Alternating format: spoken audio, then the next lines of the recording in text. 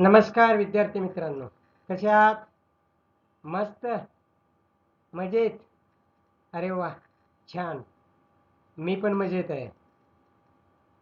तर standard 9th 9वी mathematics part 2 गणित भाग 2चं म्हणजे जॉमेट्री, त्याला भूमिती असं आपण म्हणतो. याचा पहिला चॅप्टर आपण आज चालू करत आहोत. आतापर्यंत आपण मॅथमॅटिक्स पार्ट 1चा पहिला चॅप्टर शेप्स संच हा पूर्ण केला आहे. मला वाटते सगळ्यांनी त्याचा अभ्यास केला असेल. जरी केला नसेल तर अजूनही करा. सुरुवातच आहे, अजून एक प्रकरण फक्त आपलं झालेलं आहे. अभ्यासाला सुरुवात करा. त्याचा पुढचा जो चॅप्टर आहे आपला हा जॉमेट्रीचा म्हणजे मॅथमॅटिक्स पार्ट 2चा, तो म्हणजे पहिला chapter basic concepts in geometry, भूमितीतील मूलभूत संबोध. भूमितीतील मूलभूत संबोध, जिथून जॉमेट्री चालू झाली, जिथून भूमितीची निर्मिती झालेली आहे, असे काही संबोध आपल्याला पाहायचे आहेत. त्यांचा विचार आपल्याला या चॅप्टरमध्ये करायचा आहे. विद्यार्थी मित्रांनो, सुरुवातीला आपल्याला भूमिती म्हणजे काय हे पाहावं लागेल. भूमितीची सुरुवात कधीपासून झाली हे पाहावं लागेल. प्रारंभ भूमितीचा कधीपासून झाला, कधीपासून भूमिती या विषयाची गरज भासली, याचा विचार आपल्याला सुरुवातीला करावा लागेल. कारण 8व्या इयत्तेपर्यंत आपण पाहिले गणित हा विषय एकच होता आपला, भाग 2 नव्हते त्याचे. मॅथमॅटिक्स पार्ट 1 आणि पार्ट 2 असे पार्ट नव्हते. 9व्या इयत्तेत 2 पार्ट स्वतंत्र आले, एक जॉमेट्रिकल पार्ट स्वतंत्र आला. त्यामुळे जॉमेट्रिकल पार्टमध्ये आपल्या जॉमेट्री विषयी थोडीशी माहिती पाहावी लागणार आहे. तर या ठिकाणी बघा, बेसिक कन्सेप्ट्स इन जॉमेट्री. आपल्या जॉमेट्रीमध्ये काय काय शिकायचंय, ह्या पहिल्या चॅप्टरमध्ये काय काय शिकायचंय ते लर्निंग पॉइंट्स बघा. पहिल्यांदा आपण पॉइंट्स, लाईन अँड प्लेन याविषयी माहिती पाहिजे. बिंदू, रेषा आणि प्रतल. बिंदू कशाला म्हणायचं, लाईन म्हणजे काय, प्लेन म्हणजे प्रतल म्हणजे काय, या गोष्टींचा विचार आपल्याला या चॅप्टरमध्ये करायचा आहे. पुढं coordinates of a point and distance. एखादा बिंदू आहे, त्या बिंदूचे निर्देशक काय आहेत, कसे असतात, त्या बिंदूचे निर्देशक आणि दोन बिंदूंमधील अंतर आपण पाहणार आहोत. या ठिकाणी फक्त आपण नंबर लाईनचा विचार करून पाहणार आहोत, संख्या रेषेच्या मदतीने पाहणार आहोत. 9व्या संख्या रेषेच्या मदतीने या धड्यात आपण पाहणार आहोत.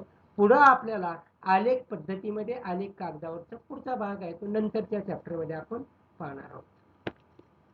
बिटवीननेस, दरम्यानचा, कोण कुणाच्या दरम्यान आहे.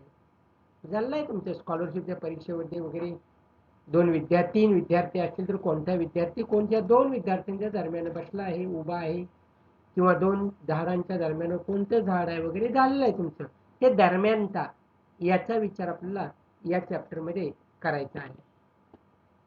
कंडिशनल स्टेटमेंट्स,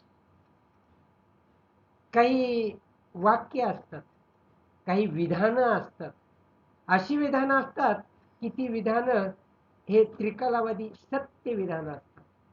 अशी विधानं कोणती, ते विधानाचे 2 पार्ट बघतात, जरच्या नंतरचा, तरच्या अगोदरचा एक पार्ट आणि तरच्या नंतरचा एक पार्ट. त्यांना काय म्हणतात, पक्ष, साध्य, सिद्धता, हे सगळं प्रूफ वगैरे या ठिकाणी गिवन, टू प्रूव्ह आणि प्रूफ या गोष्टी कशाला काय म्हणतात हे आपण 9व्या इयत्तेत आता शिकणार आहोत. आणि प्रूफ त्यासोबतच काय प्रूफ पण आपण म्हणजे सिद्धता काही आपल्या या प्रकरणामध्ये सुद्धा आहेत, ते आपण पाहू. पुढे पहा जरा, प्रत्यक्ष आपण या चॅप्टरला सुरुवात करतोय. यात काय काय आपण पाहायचंय, त्या कोणकोणत्या गोष्टी आपल्याला शिकायचे ते आपण पाहिलेलं आहे. प्रत्यक्ष एकेका पॉइंटला आपण सुरुवात करू. सर्वप्रथम आपण इंट्रोडक्शन म्हणजेच या जॉमेट्री विषयी, या भूमिती विषयी म्हणजे ह्या विषय आपण या ठिकाणी माहिती पाहणार आहोत सुरुवातीला. त्याची निर्मिती कशी झाली, कधीपासून झाली असा अंदाज आहे, का गरज भासली, याचा विचार आपल्याला करावा लागेल. हे चित्र पहा जरा. पाहिलं? या चित्रामध्ये काय दिसतंय? Did you recognise the adjacent figure? हे बाजू चित्राचं निरीक्षण करा, पहा जरा काय दिसतंय आपल्याला. It is a picture of pyramid in Egypt. Egypt मधलं हे पिरॅमिडचं चित्र आहे. इजिप्त मधल्या पिरॅमिडचं हे चित्र आहे. या चित्रामध्ये आपल्याला काय दिसतंय, तर हे पिरॅमिडचं चित्र आहे. It is picture pyramid in Egypt build 3000 year before Christian era. म्हणजे इसवी सन पूर्व काळातलं, 3000 वर्षापूर्वीचं, इसवी सन पूर्व 3000. सध्या आपलं इसवी सन नंतरचं 2000 चालू आहे. म्हणजेच आजच्या पूर्वी 5000 वर्षापूर्वीचं हे चित्र आहे. इसवी सन पूर्व 3000 इयर्स त्यावेळेसचं हे चित्र आहे. कुठलं आहे? इजिप्त मधलं आहे. कशाचं आहे? पिरॅमिडचं आहे. मग बघा, त्या काळातलं हे चित्र आपल्याला पाहायला मिळतं. How the people were able to build such huge structures in so old time. मला सांगा, त्या पुराण काळात, जुन्या काळात, त्या काळात इसवी सन पूर्वी त्या काळामध्ये कसं काय लोकांना हे शक्य होतं की अशा रचना करणं, अशा प्रचंड रचना. ही रचना म्हणजे साधीसुधी नाही, प्रचंड अशी रचना आहे. हे कसं काय शक्य होतं त्या लोकांना? आपल्याला आज शक्य आहे का? तंत्रज्ञानाच्या साहाय्याने आज शक्य आहे, परंतु त्या काळात तंत्रज्ञानाचा कमी प्रमाणात होतं, तरी सुद्धा ते कसं काय शक्य?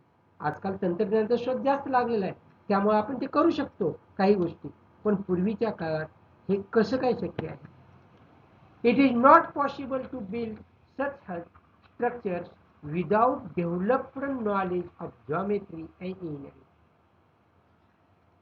हे शक्य आहे का रे? हे भूमितीच्या ह्याच्याशिवाय, भूमितीचा वापर केल्याशिवाय, किंवा इंजिनिअरिंग किंवा अभियांत्रिकीचा वापर केल्याशिवाय, किंवा विकास जो आहे त्यांना याचा ज्ञानाचा विकास झाल्याशिवाय ह्या गोष्टी शक्यच नाही. या गोष्टी शक्यच नाही. ज्ञानाचा विकास झाला पाहिजे. जॉमेट्री भूमितीचा वापर केल्याशिवाय आणि इंजिनिअरिंगचा वापर केल्याशिवाय हे गोष्टी करणं शक्यच नाही. अशा प्रकारच्या प्रचंड अशा रचनेची निर्मिती करणं आपल्याला शक्य नाही. याच्यावरून आपला कल्पना येते, मग जॉमेट्री म्हणजे काय असेल नेमकं? जॉमेट्री म्हणजे काय, तर त्याचे ग्रीक मध्ये म्हटलं गेलंय, जिओ म्हणजे अर्थ आणि मेट्रिया म्हणजे मेजरिंग. जिओ म्हणजे अर्थ म्हणजे पृथ्वीचे, आणि मेट्रिया म्हणजे मेजरिंग मापन. पृथ्वीचे मापन म्हणजेच जमिनीचे मापन, म्हणजेच जमिनीचे मापन म्हणजेच काय रे? भूमापन. जमीन म्हणजे काय? भूमापन. म्हणजे जी काही जागा आहे त्या जागेचं मापन करण्यासाठी या भूमितीचा वापर केला जातो, आणि त्याच्या गरजेतून हे जॉमेट्रीची निर्मिती झाली. म्हणजे फार पूर्वी काळात अशी गरज भासली, कशाच तरी मापन करावं लागलं, जमिनीचं मापन करावं लागलं. ते मापन करण्याच्या अनेक पद्धतींचा वापर केला गेला. मग त्यावेळेस ह्या जॉमेट्रीची काय झाली? निर्मिती झाली आहे. म्हणून त्याला जिओ प्लस मेट्रिया म्हणजे अर्थ मेजरिंग, याच्यातून ह्या जॉमेट्री या शब्दाचा निर्मिती झालेली आहे. So it is a guess that subject must have evolved from the need of measuring the earth, that is land. म्हणजे जमिनीच्या मापनाच्या गरजेतून या भूमितीची काय झालेली आहे? निर्मिती झालेली आहे. Geometry was developed in many nations in different periods and for different construction. अनेक देशामध्ये अनेक रचनेसाठी या भूमितीचा वापर केला गेला, आणि त्याच्यातून या भूमितीचा विकास होत गेलेला आहे. या जॉमेट्रीचा विकास ती डेव्हलप होत गेली, दिवसेंदिवस डेव्हलप होत गेली. तिची गरज भासली, तिचा वापर केला गेला, आणि पुढे पुढे पुढे जास्त प्रमाणात ह्या जॉमेट्रीचा वापर केला गेला आणि तुमच्या आमच्या अभ्यासक्रमामध्ये आपल्या सिलेबसमध्ये सुद्धा ते बऱ्याचशा वर्षापासून टाकलेलं आहे. The first Greek mathematician, Greek देशाचा एक गणित तज्ञ, त्याचं नाव होतं Thales, had gone to Egypt. त्यानं इजिप्तमध्ये गेला. ज्या ठिकाणी आपण पिरॅमिड पाहिले ना आता, त्या इजिप्तमध्ये त्या पिरॅमिडच्या ठिकाणी तो गेला. आणि it is sed that he determined height of pyramid by measuring it's shadow and using properties of similar triangle. मग ती फार मोठी प्रचंड अशी रचना आहे पिरॅमिडची, त्याची उंची कशी काय मोजायची? शक्य आहे का? टेप लावून मोजणं शक्य आहे का? टेप लावून मोजणं शक्य नाही. पण त्यानं या भूमितीचा वापर करून त्याची उंची मोजण्याचं ठरवलं आणि त्यानं मोजून दाखवलं. ते कसं? तर त्यानं त्या पिरॅमिडची सावली पाहिली. सावली ही जमिनीवर पडते. जमिनीवरचं अंतर मोजू शकतो आपण.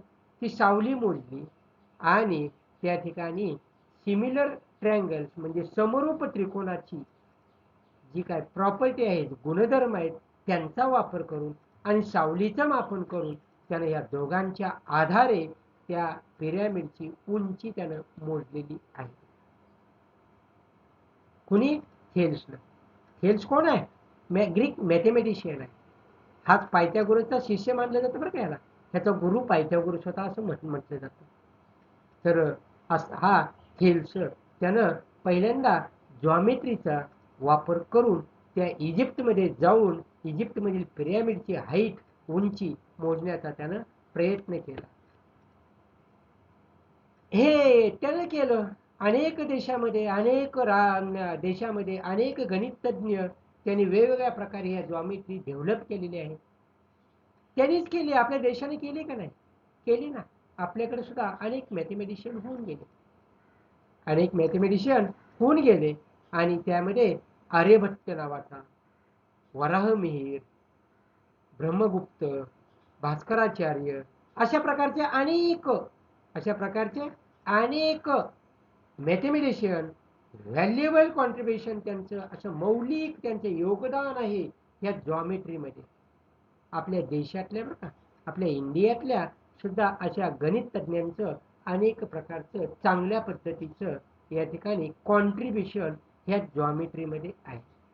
म्हणजे बाहेरच्या देशातच केलं असं नाही, तर आपल्या देशातले सुद्धा हे आर्यभट्ट, वराहमिहिर, ब्रह्मगुप्त, भास्कराचार्य अशा प्रकारचे अनेक जे गणित तज्ञ होते त्यांचेही योगदान या जॉमेट्रीमध्ये आहे. तर अशा प्रकारे थोडक्यात आपण जॉमेट्रीबद्दलची पूर्व माहिती, थोडा इतिहास आपण या ठिकाणी पाहिलेला आहे. पुढे आपल्याला पाहायचं आहे बेसिक कन्सेप्ट इन जॉमेट्री. त्यामध्ये पॉइंट्स, लाईन आणि प्लेन हे बेसिक कन्सेप्ट आहेत. हे काय? बेसिक मूलभूत संबोधन आहेत. ह्याला व्याख्या नाहीत. जशी संख्या म्हणजे काय, व्याख्या करू शकतो का? संख्या कशाला म्हणतात? व्याख्या होऊ शकत नाही. Number is not defined as like that. Here point, line and plane is also not defined. अशी विशिष्ट अशी डेफिनेशन नाही याला, पण त्याची माहिती मात्र देऊ शकतो आपण. पॉइंट कशाला म्हणतात, लाईन म्हणजे नेमकं काय, प्लेन म्हणजे नेमकं काय हे आपण सांगू शकतो. पॉइंट म्हणजे दिस इज अ पॉइंट. पॉइंट म्हणजे काय? फक्त वही तुमचं पेन घेतलं आणि पेनचं टोक फक्त वहीवर टेकवा, जी काय आकृती दिसेल त्याला काय म्हणतो आपण? पॉइंट. टिंब. त्याला काय म्हणतो? पॉइंट असे म्हणतो, टिंब असे म्हणतो, बिंदू असे म्हणतो. लाईन म्हणजेच आपण आत्ताच चॅप्टर पाहिलेला आहे, आपला पहिला कोणता होता? सेट, संच. लाईन म्हणजे काय थोडक्यात? तर ते असे पॉइंट जो आहेत अशा अनेक पॉइंटचा एक सेट आहे. सेट ऑफ दी पॉइंट्स म्हणजेच लाईन. लाईन ही सरळ रेषा विचारात घ्यायची बघा आपली. लाईन म्हणजे काय? सरळ स्ट्रेट लाईन आपल्याला विचारात घ्यायची. या ठिकाणी कर्व लाईन, वक्र रेषा आपण नाही विचारात घ्यायचं. त्या लाईन म्हटलं की आपण विचारात काय घ्यायची? सरळ रेषा, वक्र रेषा नाही. आणि प्लेन, प्लेन म्हणजे काय? प्रतल. प्रतल म्हणजे काय? एक सपाट असा पृष्ठभाग. सपाट असा पृष्ठभाग म्हणजे प्लेन. ते अफाट पसरलेलं असतं, ते चारही बाजूनी पसरलेलं असतं. आणि ते सुद्धा काय असतो? सेट ऑफ दी पॉइंट्स असतो. म्हणून या ठिकाणी बघा, we do not define numbers. जसं आपण संख्या ही डिफाईन करू शकत नाही, संख्येची डेफिनेशन देऊ शकत नाही, पण संख्या काय आहे ते सांगू शकतो. पण त्याची डेफिनेशन मात्र आपण देऊ शकत नाही, त्याची व्याख्या आपण सांगू शकत नाही. Similarly we do not define a point, line and plane. त्याचप्रमाणे आपण पॉइंट, लाईन आणि प्लेन म्हणजे बिंदू, रेषा आणि प्रतल हे सुद्धा आपण डिफाईन करू शकत नाही, त्याची व्याख्या देऊ शकत नाही. मात्र त्याची संकल्पना, त्याचा संबोध मात्र आपण सांगू शकतो. These are some basic concepts in geometry. हे काही आपल्या जॉमेट्री मधले बेसिक, पायाभूत, हे जॉमेट्रीत चालू होऊ शकत नाही असे काही कन्सेप्ट आहेत हे आपल्या जॉमेट्री मध्ये. Lines and planes are set of points. Line आणि प्लेन हे काय? सेट ऑफ पॉइंट, बिंदूंचे संच आहेत. समजले? त्याच्या पुढचा पार्ट आपल्याला पाहायचा, तो काय? Coordinates of points and distance. Coordinates of points and distance. पॉइंटचे कोऑर्डिनेट आपल्याला पाहिजे आणि त्यांच्यातलं अंतर पाहिजे. या ठिकाणी विचार करणार आहे फक्त नंबर लाईनच्या संदर्भात. नंबर लाईन बघा, या ठिकाणी नंबर लाईन ही एक लाईन आहे. दिसली सगळ्यांना? दिसली का? ही काय आहे? लाईन आहे. ही लाईन आहे. लाईन म्हणले की दोन्ही बाजूला अमर्याद असते बरं का, ती इनफायनाईट. तिकडे किती पण पसरले, तिकडे कुठपर्यंत पण पसरले, म्हणून दोन्ही टोकाला त्याच्या ॲरो असतात. ह्या लाईनवर मी काही पॉइंट घेतो. हे पॉइंट घेतले दिसतात का? पॉइंट, बिंदू. हे बिंदू घेतले, पॉइंट. ह्या पॉइंट ना मी नावं दिली.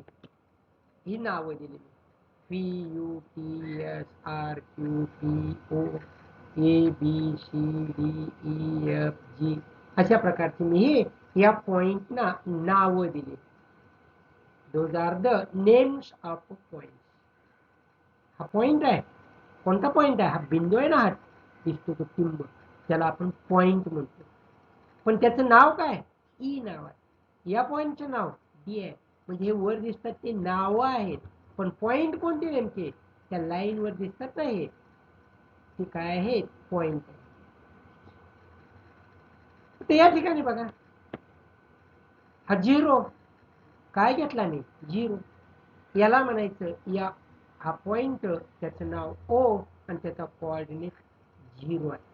हा झिरो हा ओ या पॉइंटचा coordinate. Zero is the coordinate of point O. त्यानंतर 1 हे झिरो असतो ना, नंबर लाईनवर झिरोच्या राईट हँड साईडला पॉझिटिव्ह नंबर असतो आणि चढत्या क्रमाने. Positive number and increasing order. Positive number असतात म्हणजे धनसंख्या, आणि कशा असतात? चढत्या क्रमानं. Positive number increasing order. मग ह्या ठिकाणी झिरो असेल त्यापेक्षा मोठा आहे 1, त्यापेक्षा मोठा 2, त्यापेक्षा मोठा 3, पुढं 4, 5, 6, 7, म्हणजे 0, 1, 2, 3, 4, 5, 6, 7. हे काय झालंय? इन्क्रीजिंग ऑर्डरनं राईट हँड साईडला गेलोय, उजव्या बाजूला गेलोय आपण. उजव्या बाजूला गेलोय म्हणजे उजव्या बाजूला ती संख्या मोठ्या होत जातात. धन नंबर असतात, पॉझिटिव्ह नंबर असतात आणि इन्क्रीजिंग ऑर्डरला असतात. तर हा जो झिरो आहे, झिरोच्या लेफ्ट हँड साईडला निगेटिव्ह नंबर असतात. पण डावीकडे जाईल तसं कसं जायचंय? डिक्रीजिंग ऑर्डर म्हणजे तो उतरत्या क्रमाने. झिरो पेक्षा लहान कोण? -1. त्यापेक्षा लहान -2. अजून लहान -2. -4 -5 -6 -7 समजलं and so on and so हिला म्हणायचं नंबर समजलं एक लाईन आहे फक्त त्या लाईनवर आपण पॉईंट घेतले बरोबर त्या पॉईंटना नावं दिलेत आपण काही नावं दिलेत आणि त्यांच्या आपण या ठिकाणी लिहिलेले खालचे काय ते कोऑर्डिनेट सांगा बरं कोऑर्डिनेट ऑफ पॉइंट डी बघा बरं कोऑर्डिनेट ऑफ पॉइंट डी सांगा काय असेल डीचा coordinate 4 coordinate of point P बोला -1 coordinate of point -4 coordinate of point S -, coordinate of point O 0 आता उलटा बघू जरा name of the point with coordinate is -3 अशा पॉइंटचं नाव सांगा त्याचा कोऑर्डिनेट -3 आहे सांगा हा -3 काय पॉइंटचं नाव are name of the point with coordinate is 2 बोला त्या पॉइंटचं नाव सांगा की ज्याचा कोऑर्डिनेट 2 आहे निर्देशक 2 आहे हा 2 name of the point is D name of the point with coordinate is -7 बोला काय आहे समजलं on the line A, B, C dot are names of points which are on the line. Minus dot so on -7 -6 -5 are the coordinates of points. त्यांना त्या पॉइंटचे काय म्हणतात coordinates म्हणतात for example -2 is the coordinate of point Q -2 हा Q चा निर्देशक आहे 0 is the coordinate of point O 6 is the coordinate of point F -7 is the coordinate of point B समजले समजले सगळ्यांना नंबर लाईन कशाला म्हणतात समजलं का समजले ठीक आहे तर या ठिकाणी आपण काय करू ही जी नंबर लाईन झाली त्या नंबर लाईनच्या नंतरचा भाग आहे पुढचा तो म्हणजे बिटवीननेस कशाला म्हणतात ते आपण पाहू म्हणजे या ठिकाणी ह्या नंबर लाईनवर कोणता पॉइंट कोणत्या दोन पॉइंटच्या दरम्यान आहे ते आपल्याला पाहिजे याच्यामध्ये अजून आपल्याला पाहू थोडं कोऑर्डिनेट्स अँड पॉइंट्स बद्दल पॉइंट्स अँड डिस्टन्स बद्दलचं यातला आपला डिस्टन्स कसं काढता येईल कोऑर्डिनेट कशाला म्हणतात पाहिलं पॉइंट कशाला म्हणतात पाहिलं आता डिस्टन्स कसं काढायचं ते पाहू दोन बिंदूतलं अंतर ही नंबर लाईन दिसते आपला आत्ताची आपली नंबर लाईन पाहिजे ना तीच नंबर लाईन या दोन पॉइंट मधलं डिस्टन्स पाहू आता कोणतेही दोन पॉइंट कोणतेही दोन पॉइंट मधलं डिस्टन्स पाहू now let us see how to find distance with the help of coordinates of point हे पॉइंटचे कोऑर्डिनेट्स आहेत त्याच्या मदतीने त्याच्यातलं अंतर कसं काढायचं हे आपल्याला पाहिजे To find the distance between 2 points, consider their coordinates and subtract smaller coordinate from larger. ज्या दोन पॉइंट मधला आपल्याला डिस्टन्स काढायचं ज्या दोन बिंदू मधला आपल्याला अंतर काढायचे त्या दोन बिंदूंचे कोऑर्डिनेट विचारात घ्यायचे त्यांचे निर्देशक विचारात घ्यायचे मोठ्या निर्देशकातून छोटा निर्देशक काय करायचा लार्जर कोऑर्डिनेट मधून स्मॉलर कोऑर्डिनेट काय करायचा सबट्रॅक्ट करायचा फॉर एक्झाम्पल बघा to find distance between points B and E B point कुठे आहे बघा नंबर लाईनवर या ठिकाणी पॉइंट ई कुठे आहे बघा या ठिकाणी बी आणि ई या दोघातलं डिस्टन्स आपल्याला सहज मोजून पण काढता येतं बरं का रे बघा बी पासून ई पर्यंत बी नंतर पहिला कोण आहे सी नंतर डी नंतर ई बी पासून सी पर्यंत एक घर झालं दोन घरे झाली तीन घर म्हणजे 1 2 3 मग डिस्टन्स किती आहे 3 मोजले आपण काउंट करून झालं किती घरं झाले ती मोजले पण तसं न करता कोऑर्डिनेट पाहून आपल्याला कसं काढायचं ते पाहिजे कुणामधलं काढायचंय बी आणि ई बी कुठं आहे बी हा coordinate of point B is 2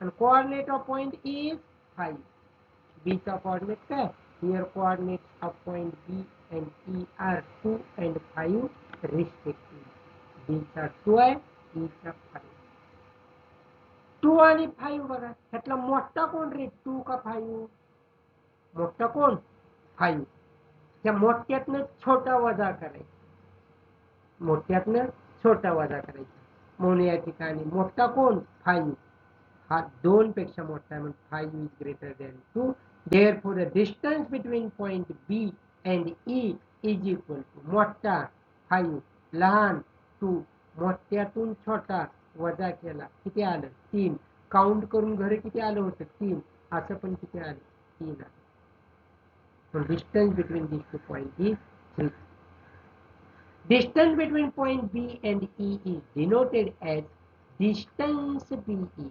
D in bracket B comma E म्हणजे B आणि E या दोन बिंदू मधलं अंतर अंतर म्हणजे डिस्टन्स डिस्टन्सचं पहिलं लेटर D म्हणून D लिहिलं असं दाखवलं जातं बरं का distance BE this is also denoted by length of segment BE त्यालाच BE ह्या सेगमेंट म्हणजे रेषाखंडाची लांबी सुद्धा म्हटलं जातं म्हणून या ठिकाणी कसं लिहिलंय the distance between 2 point is always positive number अंतर कधीही ऋण नसतं अंतर वजा असतं कारण अंतर नसेल 0 असेल जागेवर तू बाय आपण पुढे गेलेलं नाही म्हणजे आपण 0 किलोमीटर अंतर गेलेलो आहे 0 मीटर सेंटीमीटर का अंतर गेलेलो आहे अंतर कधीही ऋण नसतं ते नेहमी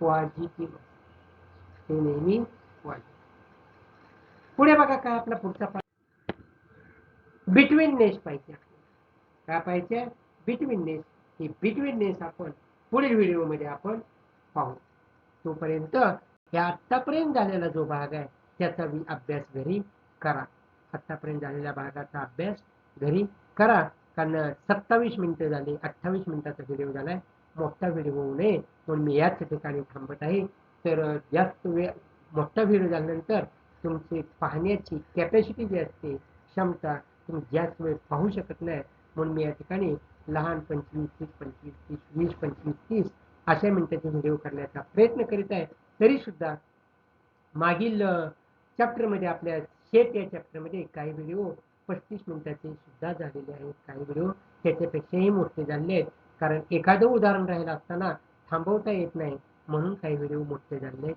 तेवढे व्हिडिओ काही मोठे झालेले व्हिडिओ सुद्धा पाहण्याचा प्रयत्न करा तर पुढील व्हिडिओमध्ये आपण बिटवीननेस म्हणजे काय पाहू आणि त्यानंतर प्रॅक्टिस शीट 1.1 मधली उदाहरणं आपण सोडवू तर या व्हिडिओंना पुन्हा पुन्हा पहा त्यांना लाईक करा शेअर करा आणि stand up maths by Suresh Shinde या चॅनलला सबस्क्राईब करा